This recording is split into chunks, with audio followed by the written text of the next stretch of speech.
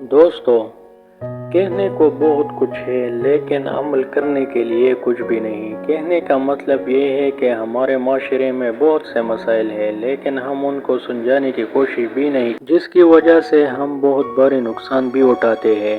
ان میں سے ایک مسئلہ پیغور تانا کا بھی ہے۔ حالیہ دنوں میں ایک ویڈیو دیکھ رہا تھا۔ اس ویڈیو کو دیکھ کر میں اتنا رویا کہ اب اس ویڈیو نے مجھے لکھنے پر مجبور کیا۔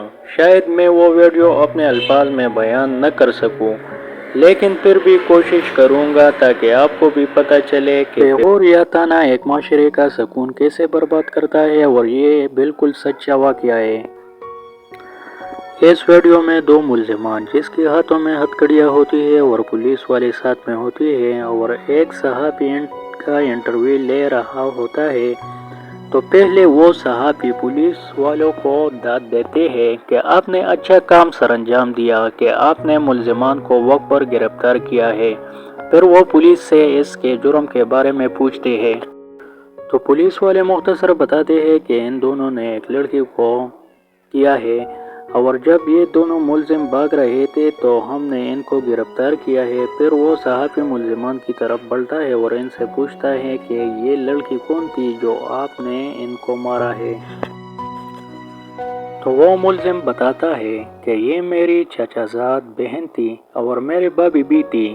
ملزم اس واقعے کے بارے میں بتاتا ہے کہ اس لڑکی کی شادی ان کی پسند سے نہیں ہوئی۔ لڑکی نے شادی سے پہلے گھر والوں کو بتایا تھا کہ یہ لڑکا مجھے پسند نہیں ہے، پھر بھی شادی ہوئی اور شادی کے بعد سب کچھ ٹھیک چل رہا تھا، مگر شادی کے 3-4 ماہ بعد یہ لڑکی گھر سے بھاگ گئی۔ ملزم بتاتا ہے پھر ہم نے تھانے میں رپورٹ درج کر دی۔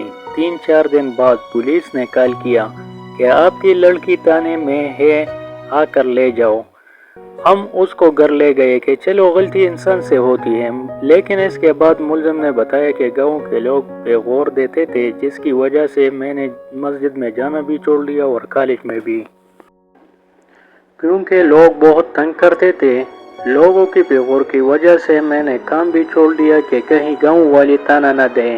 پھر ایک دن اس کے بھائی جو کہ وہ بھی ملزم ہے، ان کو اسکول میں دوستوں نے پیغور دیا کہ آپ کی بہن کس سے بھاگی تھی، تو اس کے بھائی سے یہ برداشت نہیں ہوا، کیونکہ پشتون لوگ یہ برداشت نہیں کرتے۔ پھر دونوں ملزم پلان کر کے اسے مار دیتے ہیں۔ ملزم نے بتایا کہ میں اس کو بھابھی کم اور بہن زیادہ سمجھتا تھا، کیونکہ ہم ایک ہی گھر میں بڑے ہوئے ہیں۔ اس کے بعد ملزم بہت زیادہ روتے ہیں اور یہ سب کو رلا دینے والے سین ہے، کیونکہ یہ لڑکا بھی بہت معصوم تھا۔ ملزم بتاتا ہے کہ میں کبھی بھی اس بہن کو نہیں مارتا اگر اس لوگوں نے مجھے تانا نہیں دیتے۔ میں تو ان کا اتنا خیال رکھتا تھا کہ اس دن بھی جب اس لڑکی نے مجھے کہا کہ مجھے گنے کا جوس پینے کو دل کرتا ہے، ملزم بتاتا ہے کہ میں مزدوری کر کے ان کے لیے گنے کا جوس لے گیا، اور آخر میں بس یہی کہتا ہے سب کچھ کرو مگر پیغور تانا مت دو۔